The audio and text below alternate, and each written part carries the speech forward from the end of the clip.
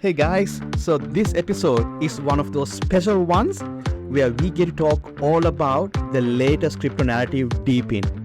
So we have Will, who is super deep in the DePIN narrative, pardon the pun, joined us to shed light on what this is all about. He's also co-host DePIN Daily, which talks all about how the real-world infrastructure rewards participants using blockchain technology in a decentralized manner. So get comfortable and let's deep dive into DePIN. All right. Hi, everyone. Today I have Charlie with me hosting this number 73, episode 73 of Web3 Weekly. Web3 Weekly. So for today's episode, we have invited William, and William is from the other side of, I would say, like, what do you call, down under for us, isn't it? From the US, so you are like down under for us. So. I mean, I'm in Florida, so I guess that's down under, right? you exactly. You guys are down under for us, and likewise. So, I've seen the narrative about all this new industry being, we had the RWAs, which are real world assets, a big discussion initially around the year, and then a new thing called DePIN. Almost, I started noticing around about, last year, mid last year, I noticed the word being thrown around. So I started getting into it and joining a few spaces. I seen William and Scott really talking about DePIN. I'm like, oh, what? Driving it home. Exactly, right? You guys are running with it. And I'm like, okay, I need to know what this is because we are in the blockchain space, but we're in the tech space. Didn't really know too much about DePIN, and then I realized, okay, there's a bit of a relationship with RWAs, with real world assets, and that's when I jumped in and got to know a little bit about Will, and then I heard what Will said about a platform, and now I'm hooked on that platform. I'm like an addict now. So we're gonna dive deep into that one a little bit further down. Just pedaling. I'm pedaling really addicting software products for you to download on your phone and start using every day, like I do. That's all exactly. I do. So on that note, William, I'm gonna pass the mic to you so that you can explain a little bit about who you are and what you do, and let's get into it. Oh, perfect. Well, hi everyone. My name is Will. I've been in the blockchain crypto space for probably about 3 years now. Since right around 2021, I really fell into it. Via a Twitch stream, actually. Really funny story behind that. I guess I could get into it a little later on the podcast, but so I fell into crypto kind of face first and just really fell in love with the technology, and then I struggled primarily to find a real world application for it outside of gaming. I understood Bitcoin, that made sense to me. Everything else was kind of very vague, though. I was like, okay, I get Ethereum, but who's going to use this? And then all of a sudden, I discovered RWAs and DePINs about 6 to 8 months ago. And it really hit me when I heard Larry Fink, the CEO of BlackRock, go on TV and say, "Oh, we're going to tokenize everything." And I was like, "Oh, this makes sense." So I was like, "Oh, this is the big brain picture." It all kind of came crashing down on me, and I was like, "Oh, this is where this is all going. Got it." These technologies make complete sense now. And so I discovered RWAs first and then kind of fell into DePINs right after. And so now what I do is I make it my mission to create really fun, entertaining, and educational content around this stuff and awareness as well, trying to get people to really understand what it is and how important it is and how it's going to impact the future of finance as we know it in the future, as well as data and value exchange and whatnot. So that's my mission at DePIN Daily with Scott. He's the one who founded it, kind of brought me on board. And now I focus on content creation on that side of things while he focuses on kind of the consulting advising side. Cool. Awesome. With that, Will, for everyone listening out there, could you give us, in your words, an overview of what DePIN is essentially? Okay. It's so hard to explain sometimes because DePIN can be a lot of things. In fact, it's actually been around for quite a while. You could technically call something like Bitcoin a DePIN just because it is a decentralized physical infrastructure of nodes and miners and whatnot. And so in that definition, Bitcoin could be considered a DePIN. But the first true one I feel was Filecoin with decentralized storage. And so you have a decentralized network of participants providing to this network saying, hey, listen, you can use our storage. And in exchange, they're paid out for that service. And so that's essentially what a DePIN is when you break it down. In the more modern sense, with like apps like Silencio coming out now, and like these driving apps like HiveMapper and whatnot, this is where things start to get a little bit more interesting, because you're actually providing a bunch of data to a network that desperately needs that data, because there's tons of customers for this data that need it, or they crave it all the time. The U.S. government needs it. All these tech companies that have these really expensive APIs, they need it too. And so instead of kind of siloing off and like hoarding all this like profit, all these profits, and like collecting all this data, these protocols develop and say, hey, listen, we can make a more efficient system, as well as I would say a more equitable system too, because now we can get William and we can get Blockstars crew on this. They can give us all this data, and then we'll just pay them for it. And it makes, and like in that sense, you actually get many more different data samples. And then when you do that, you can actually get better data, because now you have more data, more aggregate, more data to aggregate in a sense. And at that point, you make a more efficient system while making it more equitable, because now Kazi and I are getting paid for it. Google and Apple aren't stealing our data anymore. Like they already take our data from our iPhones. Like they're tracking us, they're selling us stuff on our ads. So why not tap into that data and say, hey, listen, yes, you can take all this from me, but I'm going to start making money on some of it now. And that's essentially what DePINs has gotten to at this point in the modern age. Yeah, it's a great way that you explain that, because that's going to be, I've got a LinkedIn post waiting to go. I've still got to finish it off. But that's where I think the real power is with decentralized computer systems, like Render, for instance, yes. where you can share your GPU power, and other people can come in and use that. Now, that's going really great, because we've got the LLM training, AI training, and what do they need? They need GPU power. And I think with that, as well as the Filecoin as well, is that's a whole economic system. Like I look at it as like, picture someone in Africa, or somewhere, third world country, that has got cheap electricity. They have an old computer. Maybe they're not earning too much, but they're hit with inflation. So they've got this another business model of where they can share their GPU power or CPU power for a network. And then the advantage to that is people that are, say, wanting to train these LLMs can get it at a cheaper price. Now, the only thing I'm going to hit you with a question on this one is I look at it as that's going to be, I see the future evolving into that, and how networks and systems are going to be using, and I think it's going to be great worldwide. But on the tokenomics side is when you put a token there, you're getting paid that token for doing whatever within that system. But also with those tokenomics, is I've noticed over the years is you have a really big upburst, and you get a lot of users onboarding, sharing, and then it gets to a point where it slowly starts to come down and crashes, and then maybe it's not worth it for someone in a Western country, but still someone in a third world country it works good for. I'd love to see that business model being shared with an actual stable coin, something that's stable that you're earning in that DePIN ecosystem. What do you think about that, Will?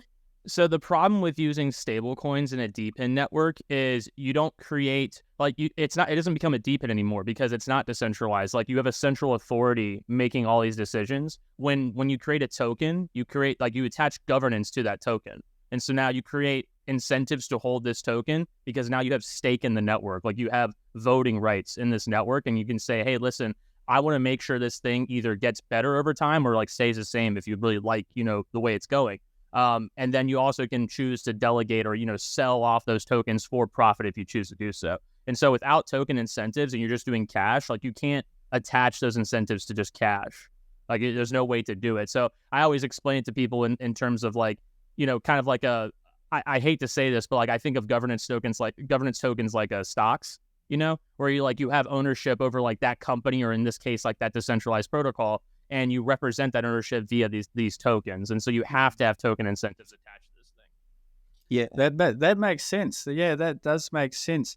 And with that, on the second question within that, Will, is how do you see the world changing with these full distributed networks such as Render or Filecoin. Like, how do you see that changing the world, especially third world countries as well? I see it I see it basically accelerating technological growth, as well as like kind of sharing in the equity of technology with the rest of the world. Because right now you have like several tech monopolies that have kind of sucked all the value out of like all this tech, which granted, like we're all getting, value from it in one way or another. Like I love my iPhone and I love using Google. And so we definitely get value from that. And so these companies are rightly rewarded for doing that. But it's gotten to a point now where they have so much control and hold over all of this that they are just like naturally siphoning a lot of that value out. And so I feel like, when it comes to things like Google Maps, I love using Google Maps as an example because it is such an it's almost like everyone uses it every day. Like I use it every day in America, for instance, but like all of the image data on it is like so old. Like if you go on Google satellite images and I go to China or India or something, or even like, backwoods parts in America, like some of the images are 4 years old or like 6 years old. And so that data is like useless now. It's like, what is up with that? It's not fresh, and it costs a lot of money for Google to hire some guy, buy a $500,000 mapping car and to go map these areas out, and like, so it doesn't make sense to use that kind of model when you can just go to something like HiveMapper and say, hey, listen, why don't we just hire everyone? Why don't we just say, hey, if you want to participate in this network, buy this $500 camera, start driving around like you normally do, and we'll just collect that data. And now we have super fresh mapping data. And so now you have like really accessible like data that is needed by whomever, like by governments, businesses. And now this data is accurate and it's super recent. And so now that gets more useful in a sense, if that makes sense. And so in that sense, I can see a lot more value being like created from it, and through that value being shared with like the individuals who like kind of contribute to that network more so in a more equitable fashion, rather than like Google just stealing all my geographic mapping data from my phone and saying, hey, listen, you use Google, sorry, bro, like we're gonna take all that money. Exactly. Right? I mean, that's how Google and Apple work out the traffic right on the road. I think you showed me like one of those pictures, like in China, this guy's dragging this cart with all the phones. Like there's no traffic on the road, but this guy's dragging this very slow. And then you can register to Google, like, this road is packed. Very expensive, man. And then also imagine like Google tracks your GPS on your phone, and like they sell that information to advertisers as well as other interested parties. So imagine if there's a DePIN protocol that just like kind of got Google out of the way and said, hey, listen, we don't need you anymore. We're going to track William's GPS data with his consent, and we're going to pay him for all the information we're selling. Yeah. And I like that. It kind of gets rid of the middleman and says, hey, listen, do you want to sell your information? Like, we're going to ask you if we can track you. And you're like, hey, that's fine. You can track me. It's cool. And then I get paid for it. Dope. Yeah, I think you can track me, just pay me. Exactly. Yeah. It's like, I always say this one-liner kind of, it's like, it's DePINs essentially allow you to sell the information that you're already giving away for free. Yeah. I mean, look, I see two things really when it comes to DePINs. It's like this, like your user data, right? I know that a lot of the platforms are saying we are anonymizing the data. We are only getting the information itself, but we're not collecting your personal information. That is one aspect. The other one is how, as a DePIN platform, how when you receive this data, how do you remove all the what do you call this, spam data, the incorrect data that gets fed into it? Because at the end of the day, if you're getting incentivized to provide that data, people will always find a shortcut, right? Yep. It's like supply demand. It's like people are going to arbitrage, like, oh, you know what? I can bought this thing here. I can bought this one here, and then feed the data. So, and that's why HiveMapper does what they do with their cameras. Like you can buy these cameras from HiveMapper because it's hardware encoded. Like you have to, it ensures the quality of the data and the accuracy of it when you do something like that, as opposed to just using my smartphone, because the data could be spoofed. And that's why also you have another side of the DePIN sector, which is like AI and users who verify the information. And so instead of like on HiveMapper, for instance, I don't have to use the camera and drive around to get paid. I can just go and train the AI to like scan the images. I can go on their website and like get paid to train AI on their website and say, I didn't know that. Wow. Yeah, exactly. Okay. So you can go on there and like check out images and say, oh, like, yes, that's accurate. Yes, that's accurate. No, that's not accurate. I personally have not used it. I've only seen it. I just know that I think the income on it isn't as much as you could make by mapping, which is why By mapping, yes, makes sense. but it's still a very important, task because, people spoofing this kind of stuff. It's unfortunately, it's still like an occurrence that happens in DePINs. Yes. Like we just saw an unfortunate with IONET. I don't know if you guys saw that last week. No. They got hacked. It was like a very, I think someone faked like 2 million GPUs on their network. Wow. Yeah, someone was able to fake like data coming from 2 million GPUs and get rewards for it.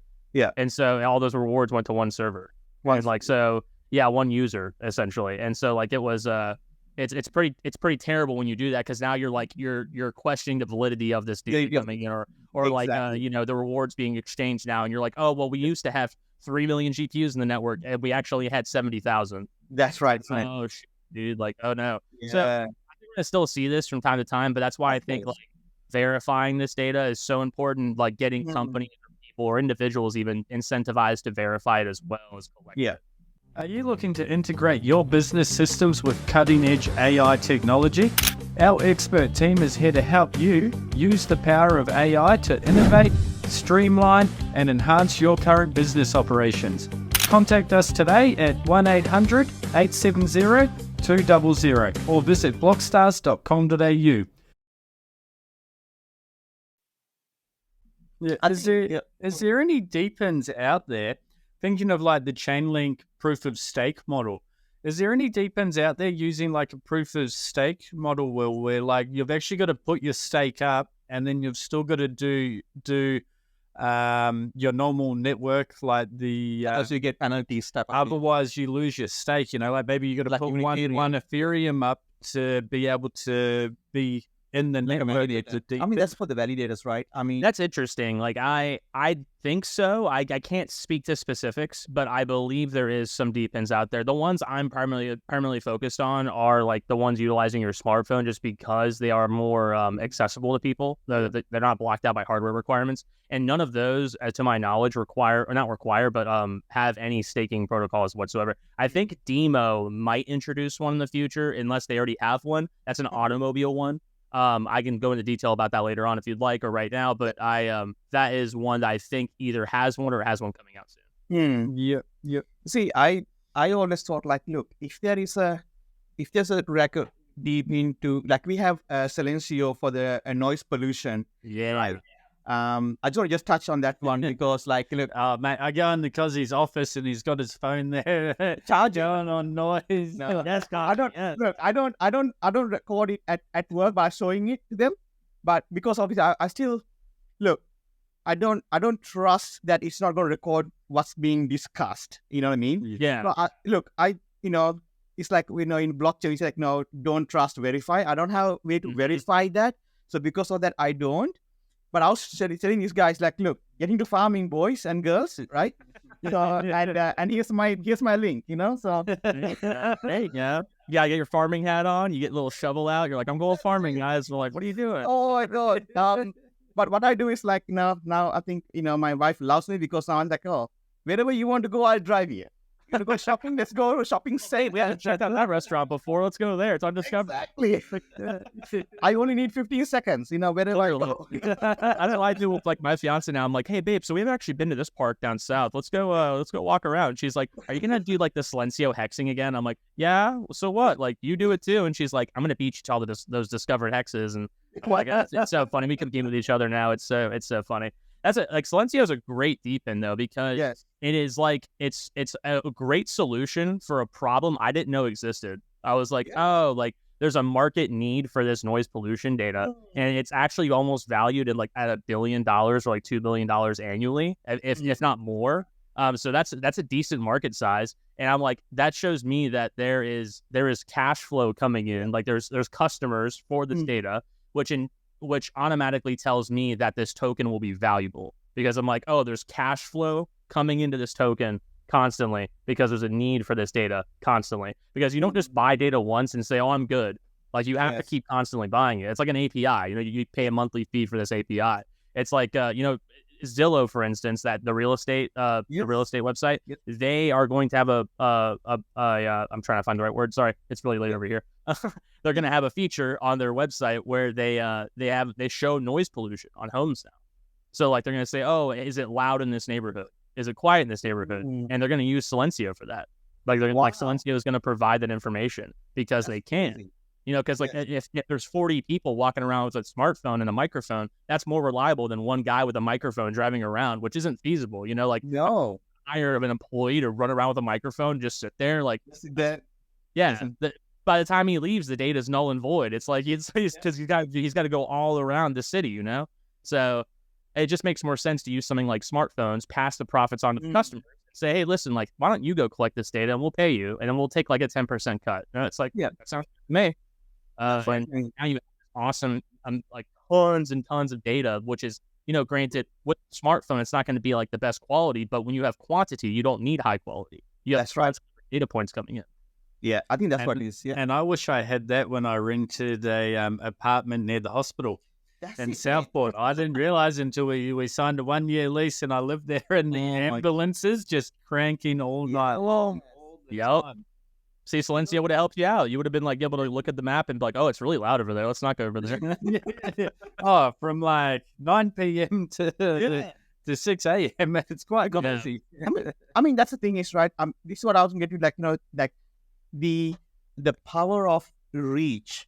It's just, I don't think it's like 10x or 100x. I would say it's like sort of millions of x, you know what I mean? Yeah, it's just one person. And now that if you're doing it like just like Google, their street view, they can go one car there. But if we like just like HiveMap, now if they get all this, everyone's tracking that, you get up to date. And I like the fact that you also said, Charlie, about the developing countries, right? You are democratizing this technology and you are incentivizing people. Yeah. Right? Yeah. It's not just like, like companies set up just for that now. Okay, everyone can, and nothing. That I'm a great believer in the future because of the blockchain and AI and how these, even COVID as well, in a way, it helps.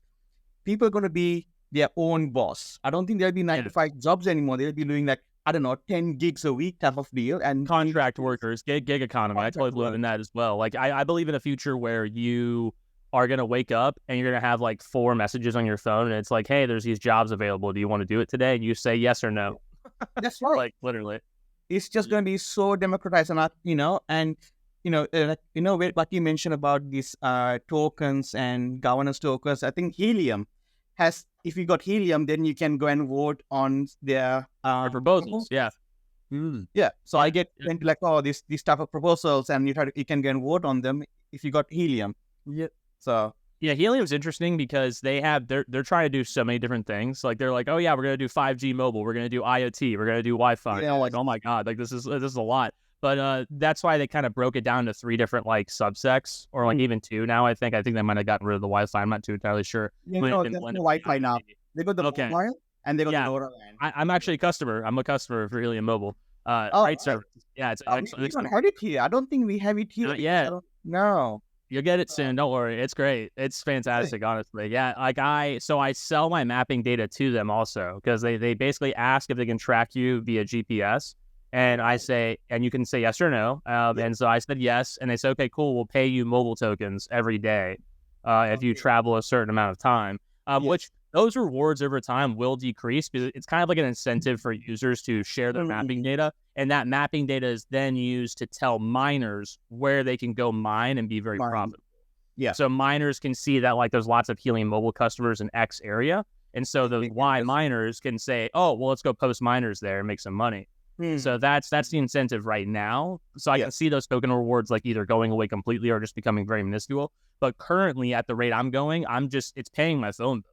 Like I haven't paid a phone bill in 4 months. Like I've just been using Helium Mobile. And it's been great. I get 5G service, unlimited data, voice text, all that stuff. And it's just fantastic. But on that front, I will say Helium Mobile, they broke up their token structure to there's the mobile token, the IoT token, and now the HPC token. And so they've basically incentivized mobile token and IoT token miners to siphon their tokens into the H&T token, when they receive those mobile tokens or IoT tokens. Yeah. But you don't have to, because there's sub-DAOs for each of them. And so if you want governance within the sub-DAO of mobile, you just hold the mobile token and you have governance power now. And so me personally, I'm in a trade for mobile. I bought a bunch of mobile because I think that it has a lot of potential to eventually take off and kind of get like that cell phone exposure for DePINs. But H&T is a good play as well in that regard, because they are incentivized to funnel said tokens into H&T. Enough trading talk, does. That's my one DePIN trade, I'm telling you guys. my lips are sealed. The rest of them are sealed. No, I think this is what is. I think another thing that I read about is that the electric cars now looking at charging points and getting awarded in their tokens as well. And people are putting up charging points that other people can use to charge, and they get like 2 tokens. And so, however, the more I read into it, I feel like DePIN is now another layer telling people, okay, how you can connect the real world, forget about the blockchain, but into a more decentralized economy that you don't have to get paid by a company. You don't have to raise an invoice and not sure getting paid. You just do it and you just get paid. You don't have to think of that. It automates the whole process. That's also I'm so bullish on DePINs, because you can start a protocol for way cheaper and much quicker than a regular company, and it ends up being more efficient than a company, because you have all these employees who are actually just users of the network, and they're paid accordingly, and it's automatically done via the blockchain. And so now you have like a foundation or an organization with like very minimal employees that or just I guess volunteers or people part of the organization that contribute to the smart contracts and update it from time to time, or like push a proposal forward. But you cut out a lot of the overhead of having a bunch of employees and hiring people, and it's just it's a big mess, But like DePINs, for instance, you set the protocol and forget it and say, oh, it's perfect. We worked out the bugs. Everything's golden. All right. It's like sending your kid off to college. You're like, oh, he's all grown up. Like it just happens that much quicker. Yeah. Like you're just like, oh yeah, like it's been 1 year. You look great. Go off. Do your thing. So I want to ask you this question, Will. If you had night, like what is the thing that you would say like is missing? What do you think? Like, oh my, now you're so deep into this DePIN, like deep into DePIN, right? I have a joke about that. I'm not gonna say on the podcast, but there's a joke about that. All right. Okay. And what is it that you see like, oh, you know what? I wish there was a platform for this one. Like for me, I thought the more I got, I was like, oh, if there's one for like air pollution, and I started going down this rabbit hole, and we found a little chip that you can use for smell, and it captures all that stuff. And I'm so like, oh, okay, like this will be cool. So we got a lead dev myself, late nights over a week. We started researching, and he's like, oh, and he ordered one of the chips as well. He got it, and then he started coding it, and I'm like, oh, this is all. And he's like, oh, look, this can smell stuff. And he put coffee. I'm like, oh, look, it has coffee, and it has and the beauty of that is that it has an AI chip in there that you can train for smells. And I'm like, oh.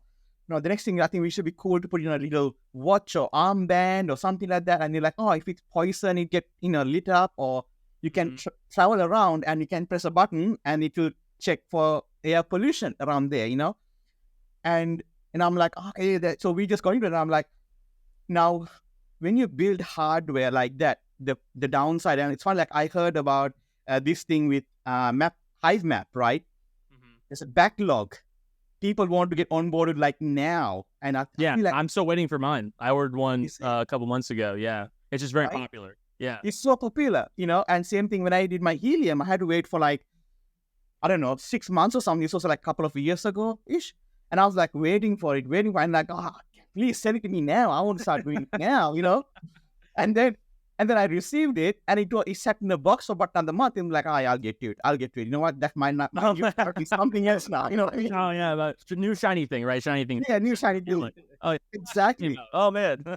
Yeah, right. So my thing was like, so we start doing that. So we almost wrote like prototype code to work with a app and all that stuff, and it took only a week to develop it.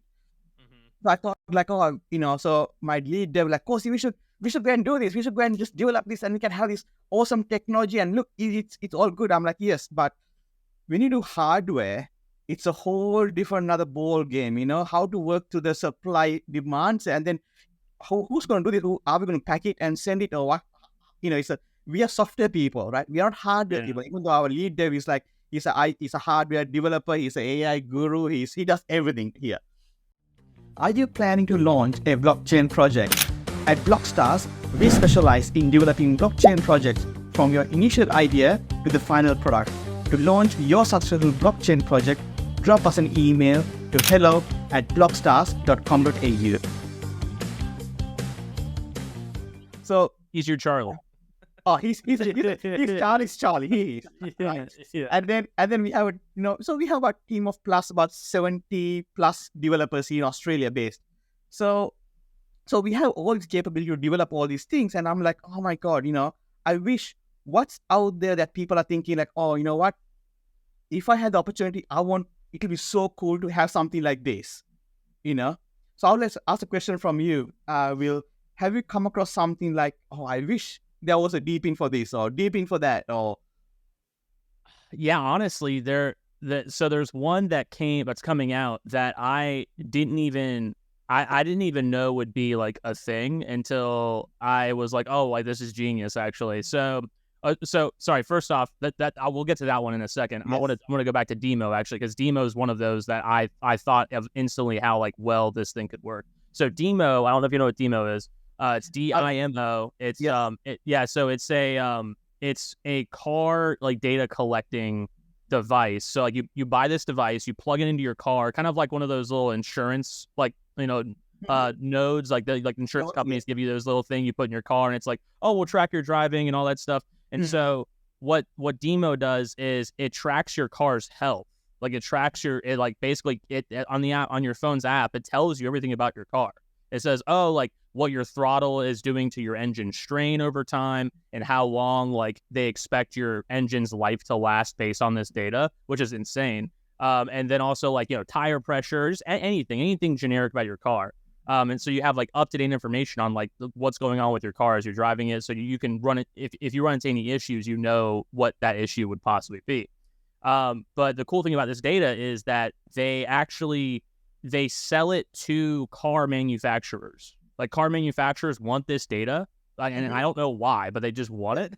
They want to know what's going on with their cars. Like I in my mind, they like data essentially is going to be the new oil. Data is becoming the new oil. Yes. So data is valuable to someone. It's somewhere across the world. And so they are providing this data to like car manufacturers as well as like anyone who needs access to certain APIs and whatnot.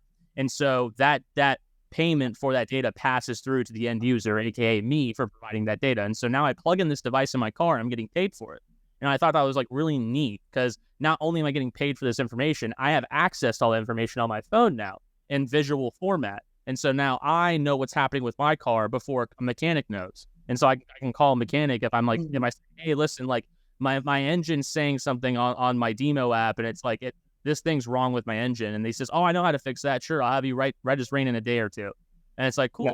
So now you kind of cut the time between like diagnosis to problem. You like basically remove that completely. So Demo is really good for that. So I thought that was an amazing like product market fit. But the other one, oh my God, is it Ex Machina? I think they're called Ex Machina, like just like the movie. Really funny. So they're kind of like an RWA DePIN hybrid. What they're focusing on, and I believe this is what their main focus is. I know that they mentioned this before, but it's mechanical bartenders. It's robot bartenders. And so with these robot bartenders, you can buy shares of the robot bartender. So you can you become a funder of this. Yes. And now you're paid a piece of those wages or whatever profits that robot. Oh, wow.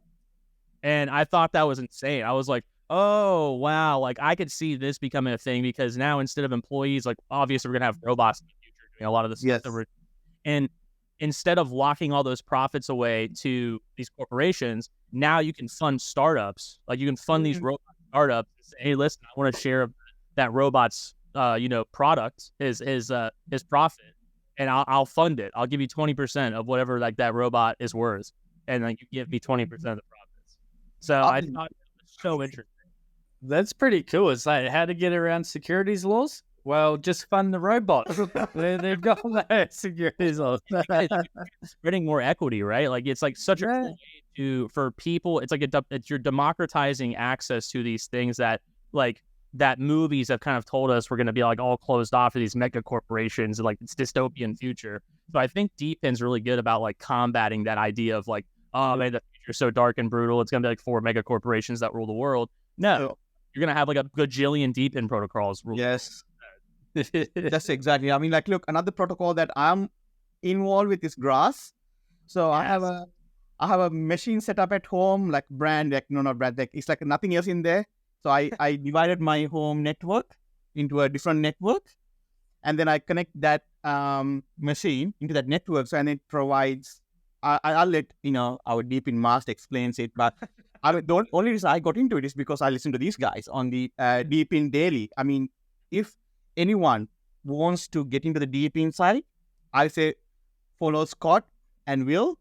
You can learn so much. I mean, it's crazy. Like there's you guys have a Discord channel as well. Working on that a little bit, but yeah, the Discord, we're making progress on it. But yeah, definitely, if you want the best information, follow Scott for sure. Follow me. Follow the account, the DePIN Daily account. I try to post on there as much as often. Lots of updates coming out with that in the near future for sure. But if you follow Scott and I, we'll lead you down the right path. I mean, like we're very careful about promoting any projects that are like malicious or scammy. Because like what I do personally is when I discover a new DePIN, I contact the team, I look for a white paper, I look for any information possible, and I just read.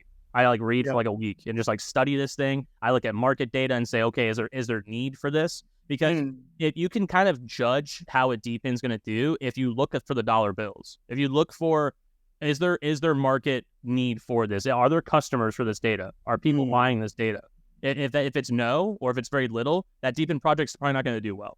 But if there's like, in the Silencio's case, with noise pollution, if there's $1 billion, $2 billion there, I'm like, oh, shoot, this thing is going to do great. Yeah, that's exactly it. So, Will, can you sort of talk about like how Grass works and what's that platform is about? Sure. Yeah. So Grass Network. So just to keep it really simple, Grass Network is something that you can provide your excess bandwidth, your internet bandwidth to. And so for people who don't understand bandwidth, you are allotted certain amounts of bandwidth when you have internet. So like, let's say it's 100 megabytes or a gig or something download speed.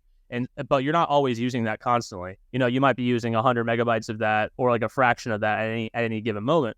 And so what Grass does is they say, hey, listen, can we take the unused bandwidth that you're not using and use it to train AI models online? And you're like, sure. And you say, like, what do I get in return? And it's like, hey, we'll pay you these tokens, these points, that then allocate to a token airdrop, because the way their business model is going to work in the future, as far as I know, still, I don't know if anything's changed, but they're providing internet to people that don't have access to it normally. And so, like, if I wanted to pay for a gig of internet, I could just go through Grass eventually and say, hey, listen, like kind of like minutes on a cell phone back in the day, where I don't have to pay for a monthly subscription now. I can just pay for little chunks of it and say, hey, Grass, can I have like a gig of internet really fast? And they say, sure. Like, here you go. And then that money goes to me, the person who's providing the internet. So I think, look, the more it is like, I see like wherever I walk, for example, now whenever I go, where I turn up, I'm like, oh man, this can be democratized. And at the moment, like, for example, like, the Uber drivers at the moment, they're like, oh my God, like, look at the taxi drivers. Like, so, why are they all upset about it? I mean, like, it has been democratized. And I told one of the Uber guys, like, hey, and this was like pre-COVID, probably about 2019-ish. And I said to them, like, hey, you might be saying this now, but Uber drivers' time is like very limited, right? And I'm like, wow, what do you mean?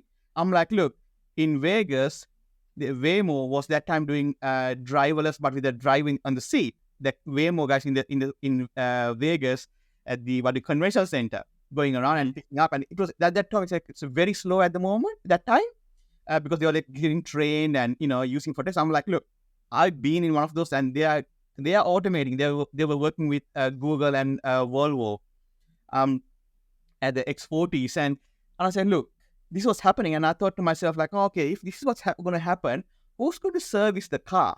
And I thought, you know what? The more I thought about it, I thought, like, the car will be earning revenue. The car is going to be a corporation. The car itself should be a DePIN. It'll be a corporation, a protocol that passes revenue. There's already a DePIN doing this called eLoop.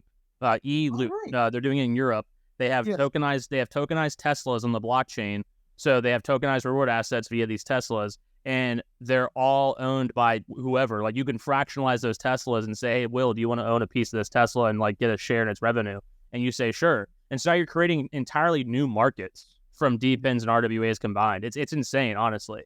And I know San Francisco, they already have driverless Ubers, as far as I know. So like, when I went to GDC and was like, this is insane. Like, they got in an Uber, they were like, where's the driver? And it's like, nope, it's automatic. And like, he was like filming the car, driving into his destination. And he's like, this is the weirdest thing I've ever experienced. But it's gonna be the future. I mean, just like the robot bartenders, the tokenized Teslas. It's all like, I think you're gonna have so many different things come from tokenized RWAs as well as DePINs, like kind of combining, like intersecting really, and creating all these crazy new markets where now you have shares of a Tesla vehicle. Like, you have one, like, people are trading one Tesla vehicle, not just Tesla the stock. You're like trading a specific vehicle, and you're like, oh, what's its profit margin? Like, how much money is that vehicle making? And you buy shares of it now. It's insane. No, I think, that's what I'm saying. Like, I think that the more with the AI, introduction, I know that a lot of people are getting a little bit hesitant, a little bit scared, and like, oh, I'm going to lose my job, I'm going to lose my position, I'm going to lose all these things. And what I see is like, it will bring so much value that, like the internet, when the internet or the computers were, really introduced, we're like, oh my God, okay, I don't have a job in the bank anymore because now I'm not a paper pusher, but it all get, transformed into something new. Well, that's what blockchain's doing. Blockchain's getting rid of a lot of what banks do. It's automating a lot of what they do. So you'll still have banks exist, but they're going to co-opt blockchain technology because they have to.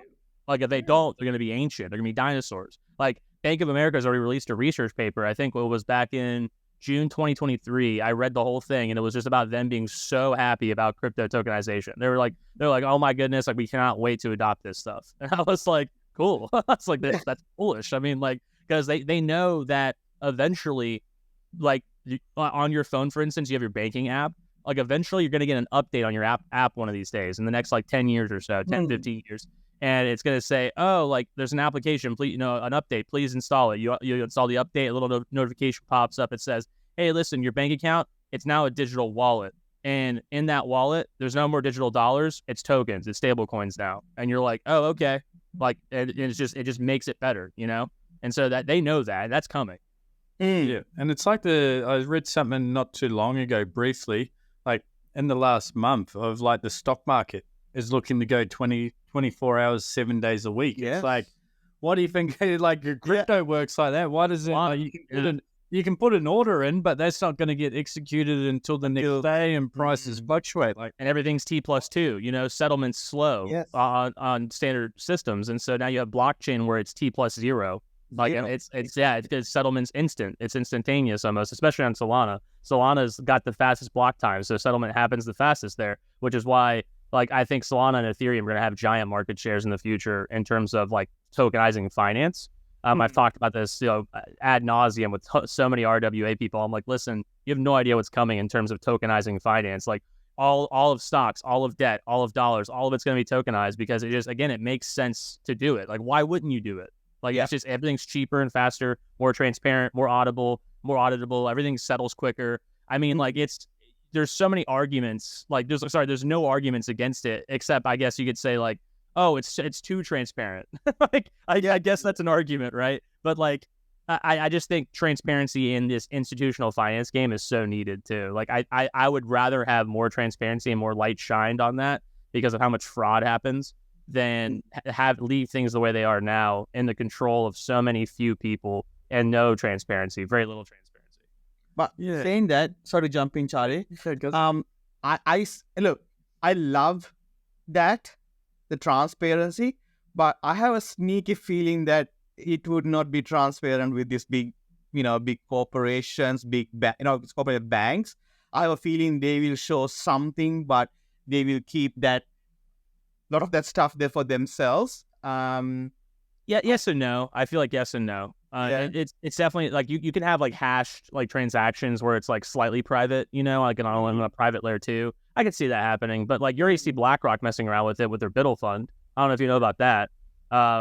BlackRock tokenized a bunch of treasuries on Ethereum mainnet, which I had a feeling they were going to do, but I didn't know it was going to be this fast. I was like, they're going to do this eventually, and they did it, and I was like, whoa. This is super quick. What the hell, Larry? Like you're running that speed right now, bro. They tokenized like $300 million worth of T-bills and put straight on the blockchain, and I thought that was amazing. I was like, oh my god, it's happening. Like it's finally happening. So eventually you'll see tokenized securities like native on chain. Eventually, like in 10 years, you'll see IPOs happen on chain. On chain. And with that, Will, it was actually I was talking with Alex the other day. Alex's building is looking to get into the RWAs and doing research. And I've done a comment on his post and said like RWAs are good. Check out like Onyx by JP Morgan. They've got that, and then they've got their weird like Chainlink clone called LIINK. Well, yes. Which is really weird nod where you're just like this, like yeah. Hey, it's a whole new thing. Yeah. Like, yep. And then I said like the way I look at RWAs is with all the laws and regulations around it. I think it's going to be for the big side of town that have got all the lawyers. They've got all those structures pre-set up. They understand it all. I said there's still probably hope for the little guys. There's a RWA.xyz, which is a pretty cool website on that that's come out. That is pretty cool. And then I seen another post from Alex going, hey, I bought my first RWA and it was the Courtyard Pokemon cards. Digital Pokemon cards. And I'm like, here I am thinking of like, like stock market, housing, business. That's big picture. Pokemon card that's an RWA. Yeah. How do you see RWAs forming in the future from the big end of town with big investments, which cover a lot of laws and regulations, to also the Pokemon card RWAs, where you can then loan off your asset? Yeah. So I see RWAs and DePINs as the greatest onboarding narrative for crypto ever. Because the thing with DePINs, yes, you're aware of what you're doing. Like you're aware that you're interacting with the blockchain to a degree. A lot of these apps might not tell you that you're interacting with the blockchain because they don't have to. But like in essence, you kind of have an idea that you are. With RWAs though, eventually, like I talked about with tokenizing finance, you're not even going to know you're interacting with blockchain. Like you just know that this thing works better. Like if I send my dollars to my sister or my father, I just know that they get there faster and cheaper now. And it's like, and I don't even have to know that a blockchain's being used. I'm just like, oh yeah, like I sent $5 to dad and it got there quicker and I wasn't charged a fee. This is kind of crazy. So that's like why I say it's going to be the biggest onboarding narrative, because people are not even going to realize they're using this technology. But to that point, like you mentioned that you think it's going to be reserved for like the big institutions. And I think where a lot of the onboarding is going to happen, yes, it's going to be through big institutions because they have all the capital. And so with all that capital being dumped into like on chain, onto the blockchain, whether that's good or bad, I couldn't tell you. I would say that I'm all about more dollars coming in, because more dollars equals more users, and more users and, more people being onboarded to just like the benefits of the blockchain. And so I'm more bullish than I am bearish on that notion. I do worry about things getting too privatized, where it's like, well, not privatized, but becoming too private and non-transparent, like Kazi said. When these institutions develop their own blockchains and like their own layer 2s, and they all start attaching themselves to Ethereum and starts trying to take block space or block share on Ethereum, and or even Solana at that point. And it's just like, I do worry that when we muddle with institutions onto our public very transparent chains, you might get some corruption there. But I don't know what form that would take. In terms of Pokemon cards, I'm a fan. I love Pokemon cards. I got a bunch of my cards next to me right now. I got a bunch of Yu-Gi-Oh Pokemon cards from a lot. I'm a big Yu-Gi-Oh fan. Yes, Big yeah, Yu-Gi-Oh fan. they ruined that game, but it's still I love looking at the cards. I'm just like, these cards are great. What's this one dude now? It's blue. I don't know what that is. Cool. But so like I love the idea of being able to tokenize things like Pokemon cards and real estate, or even just like a very illiquid asset like Pokemon cards. Let's just keep it at Pokemon cards, I guess. Because now you can tap into the liquidity that has been locked in this thing, where someone's willing to pay $500 for your Pokemon card, and now you can go and say, hey, listen, the market deems that my Pokemon card's worth $500. Let me pull a loan out against it and use that capital for something else if you choose to do so. Or in other instances, you could fractionalize it, right? And say, hey, listen, who wants to own like a piece of this card? Which obviously you can kind of get into some muddy waters there, because then it's like, okay, there's liabilities involved, and like obviously claiming any piece of that token is like nearly impossible. Like redeeming it for the real thing. So it's kind of you get a little bit trickier in fractionalization, but when it comes to like tapping into liquidity and securing assets, I think tokenizing Pokemon cards makes a lot of sense. Yeah.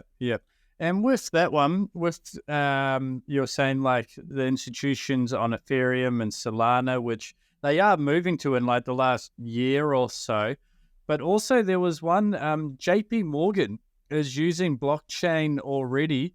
Yes. For the big international, I think that's maybe like going back 4 years now even, where they've got their internal blockchain system for big money international transfers, which was a quite big news years ago. That was like one of the first That's right. ones where I believe that would be a private, of course. Yes, it's private. Yes. Private. It's a private chain that's compatible with Ethereum. That's all I know. Right. Yeah. Onyx. Yeah. Aside from the transactions that have occurred. Yeah.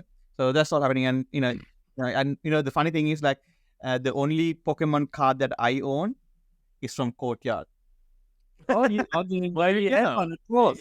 Yeah. That was giving access to markets that like you otherwise wouldn't interact with. You're creating brand new markets, and it's great when you do stuff like that. But to Charlie's point too about Onyx, I'm bearish on private chains because they make no sense. Like when you do a private blockchain that's completely permissioned, what you do is you lose two things. You lose innovation and you lose security, because now you have like one or two nodes, and your blockchain can be shut down by hacking both of those things, like by corrupting both of those nodes or one of those nodes. And so now you're screwed. And also there's no innovation happening because it's private and non-transparent. So now you don't have a bunch of developers coming in and saying, hey, we can make this better and push updates and whatnot.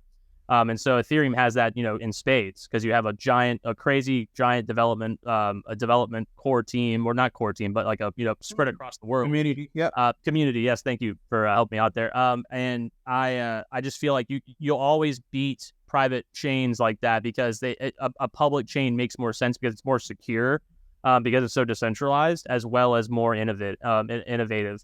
And eventually these private chains will either have to become public layer 2s or like permissioned layer 2s in a sense, where you can kind of onboard and offboard onto them, which is why I'm bullish on something like Avalanche, for instance, because you have subnets. And so with Avalanche, you can kind of have your cake and eat it too with private and public blockchains, because now like Citibank, for instance, they made their own subnet on Avalanche, and they're kind of testing it out right now. And the reason they're doing that is because on Avalanche, you can have a private permission subnet, so like a mini blockchain on the public chain. And so now you can have you can kind of just do whatever you want on your private subnet. You can KYC, you can AML, you can put restrictions in place, you can blacklist people, you can do whatever. You can take their tokens away from them, do whatever you want. But if they want to leave your chain and go somewhere else, they're allowed to, as long as you let them. So like I can take my assets off of Citibank's network and move it through Avalanche's mainnet to JP Morgan's subnet if they let me in. And so it's almost like if you play by the rules of these subnets, you can kind of go on and off the decentralization and centralization ramp. And it's really cool. It's a cool idea, because I feel like corporations will only adopt blockchain if they can have some form of permissions involved and control. Of course. Because you have to. Like you can't just kind of go wild west and say no. Like that's why like JP Morgan Spittle Fund, for instance, there are features built into it where you can't purchase the token if your wallet isn't whitelisted. Like I can't, if I'm not an accredited investor that's whitelisted on their system, I can't buy that token. Yeah. I guess they had to govern by the rules. They can't be a crypto bro, you know what I mean? Yeah, I think there was a funny one I actually seen last night where someone sent money through Tornado Cash to the BlackRock wallet. The wallet. I think that BlackRock wallet's getting hammered at the moment, right? That's why they're that's why corporations are hesitant about getting involved in blockchain, because it's a compliance issue. Like they can't be doing business with someone in North Korea. And if someone in North Korea can access Ethereum's public mainnet and just like do business with you without you knowing it, and it's a problem. It becomes a problem. Yeah, definitely. Yeah. All right, guys. So we are coming to the end of the podcast now. We can keep on talking. I got so much of points I want to talk about. We can always roll it over to the next one. We can keep it like a cliffhanger, and roll exactly. I think we should do like a monthly thing, catch up, because there's so much. Part two, that will be so awesome. And look, I learned a lot today, and I know that the community going to learn a massive amount, because still, like, look, these things sounds very like natural to us, right? It just like natural to us, and it's like an app download and just do this, and they're like and you get tokens, and like, wow, I can trade to this one, that one, like that. You know what I mean?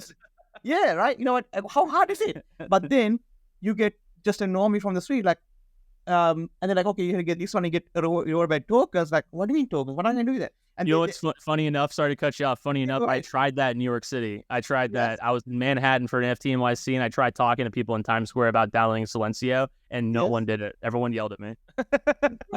Everyone's just like, I literally got told to screw off so many times. Like, don't talk to me, and I'm like, okay. I was like, you want to make money with your phone? And they're like, no. And I'm like, okay. because they think it's something like what they call it. It's too good to be true. It's like, it's something. There's something behind it, right? There's an awesome skit that someone showed me, and they say, "Okay, Kosi, can you explain to me what this is all about?" And it's about like, this one guy goes to this, like, I think the Stone Age or something like that, right? So this other guy seen it, goes to this thing and says, like, "Hey, can I have like 10 rat skins, right?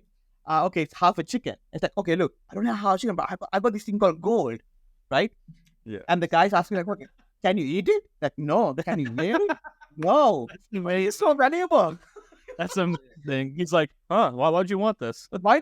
I want half. Give me half a chicken. Like, no, gold is more valuable. Like, no, I don't. I felt the same way explaining Bitcoin to my grandma, and she like finally understands it now. Like she was like, oh, like now it makes sense. And I was like, yeah, it's money. Like that can't be controlled. That's it, right? And I have a feeling that's what we are going through, and I think there's a lot more education needs to be done. And I'm a great believer that we have to empathize with those people, because this is like whole new idea and new way of thinking, and also unlearning as well, like unlearning our normal ways and learning new ways, right? And how many people are really there, and the liquidity get moved from what, I don't know, maybe what million wallets, right? Yeah. I don't know how many.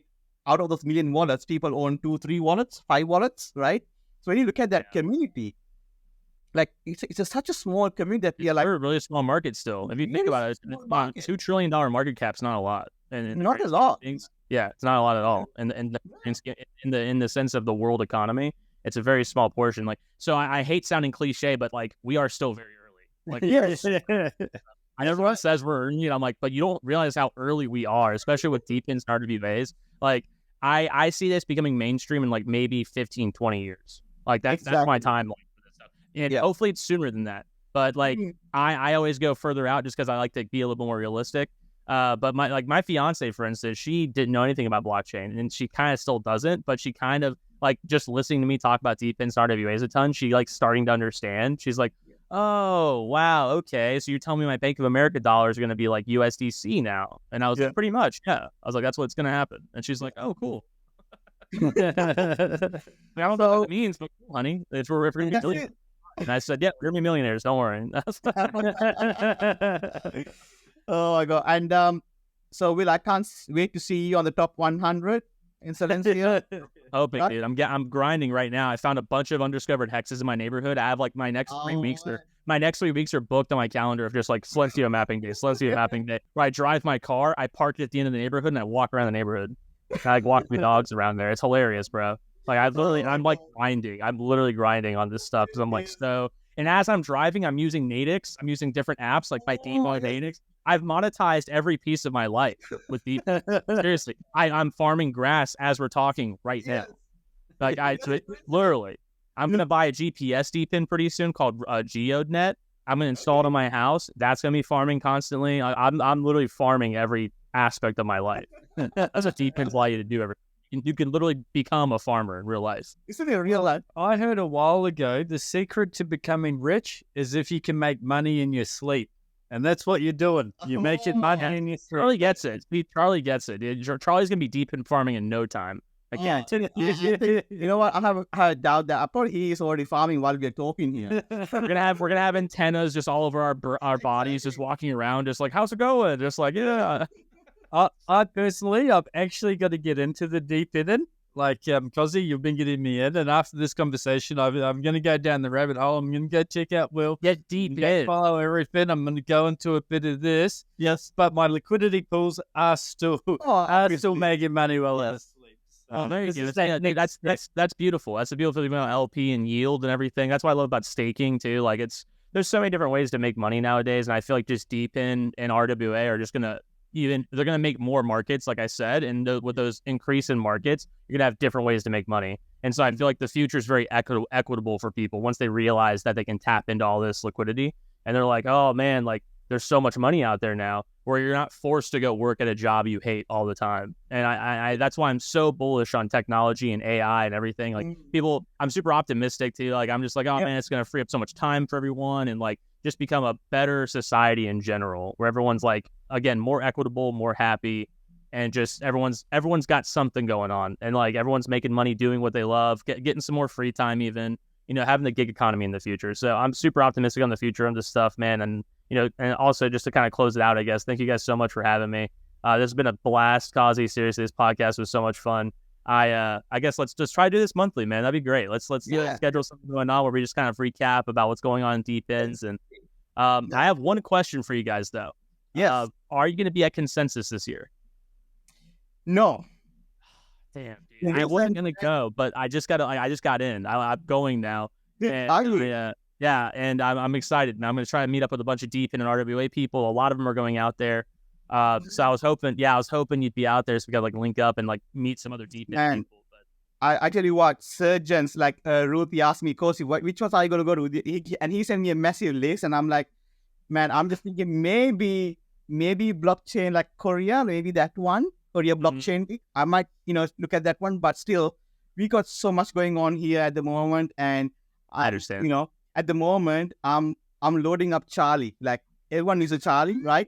So I'm thinking like, look, I need to be here as a backup for Charlie at the moment. So I understand. We got like quite a bit going on, and look, it's when we have. I'm getting married this year, bro. I got a lot going on too. I'm paying her away. I need this bull market to hit now so I can pay for the wedding. So when is the token generation? When is the TGE for Silencio? That's I think this month. I think it's either this month or next month because Peak. So Silencio and all these other DePINs I mentioned, a lot of them are on Peak Network. That's PEAQ. And that network's main net is launching this month. I believe they just dropped their token today in a private round for community sellers or sort of a community offering. Yeah. And so community members who were selected could buy the token from them now. I think the public offering is coming out in the next couple of weeks or so. I'm not sure which exchanges, but it's going to be its own layer 1 blockchain specifically for RWAs and DePINs. And that's who Scott's working for now. Scott just got a job with them. With Peak, with Peak. Yeah, Peak Network. Yes. And so the company that's helping build that, he got a job with them. And so he's helping onboard new protocols onto Peak because Peak's going to be like the fastest, most I guess, economically viable blockchain for DePINs and RWAs. You should look at that. Maybe the what they call the smell pollution app. DM Scott and myself that I'll push it to Peak and see what they think, man. Because like they keep acquiring so many different protocols. Like they just announce something new every day, and Silencio is a part of that as well as Natix. And then I think Grass is on Solana if I'm not mistaken. But okay. Yeah, but Silencio, their token should be coming out either later this month or next month. Now that's awesome. So before we finish, I want to give you the opportunity to give some flowers to anyone who you would love to, and take this opportunity to give some flowers to anyone who you want, mate. Okay, so I guess my flowers would be to you guys, Blockstars. If you guys, obviously, if you're watching this podcast, I hope you're following Blockstars. They're freaking awesome. I mean, Kazi's just been a slayer in the space completely. I love hearing you on Spaces all the time, dude. So I'm excited to catch up on what you guys have been up to via your podcast. So I'm excited to go through that backlog. I'm going to ask you where I can find that, I guess, but we'll get to that. Yeah, we put the details. Yeah, perfect. I want to give flowers to my amazing fiance just because she's kind of stuck with me through this crazy just world, man, just through thick and thin on the blockchain stuff. She thought I was a psychopath at first and was like, oh my God, you're buying these scams. Like, what are you doing? You're wasting all of our money. And then I made a bunch of money, and then she was like, never mind, you're a genius. And then I lost a bunch of money at FTX collabs. And she said, well, oh, you got scammed, like I told you. And I was like, oh my God, like, what's going on? But she stuck through it with me, through thick and thin, up and down. And so just God bless her. I'm so super excited to make her my wife. And so shout out to her, shout out to Scott, man, really helping me really solidify this desire of mine to educate and entertain people and kind of spread awareness about this stuff, because it is just it's going to be the future, and I just want everyone to know it beforehand so they can make some money. I want my friends to make some money. And I guess so shout out to Scott, shout out to Surgeons. I mean, they've really got my start in Web3 going, just because I didn't really have a home to go to aside from a couple of NFT communities. And so I found myself kind of the odd man out in Surgeons, but as an American. But it was still fun. I got to make a lot of Australian friends, and I can't say I have many of those. So so shout out to Surgeons for that. Seriously, giving me that home. And then I would say shout out the NFT community that kind of got me really started in crypto besides Surgeons, I would say, is Mooncats. The guy who started that was James. So shout out to you, James, man. You're excellent guy. Just, keep killing it out there, man. And so those are all my shout outs. I'd say all the flowers I want to give in the space currently. Awesome. On that note, and Will, where can anyone come follow you? So find out information from yourself. Yeah, so you can follow me on Twitter mainly. I'm trying to branch out to YouTube and Instagram also with some video content, but primarily it's going to be on Twitter, or X, I should say. My tag is Isle Marauder. That's ISLEMARAUDER. So that's my Twitter handle. Just follow me there. I post content daily just about DePINs, RWAs, as well as other stuff like market updates and just kind of world news and whatnot. But also follow DePIN Daily. It's there in the little ticker there in the bottom there. That's DEPIN DAILY. So just follow that on Twitter for any kind of updates, kind of daily news digests for DePINs and RWAs. And then also you can follow Scott Fu Music as well. He posts tons of stuff about DePINs and RWAs as well. So be sure to follow any three of us or all three of us to get all that juicy DePIN news. Awesome. All right. On that note, catch you soon. Thank you, team. Great Thank you, Will. See you later. Hey, guys. See you, Will.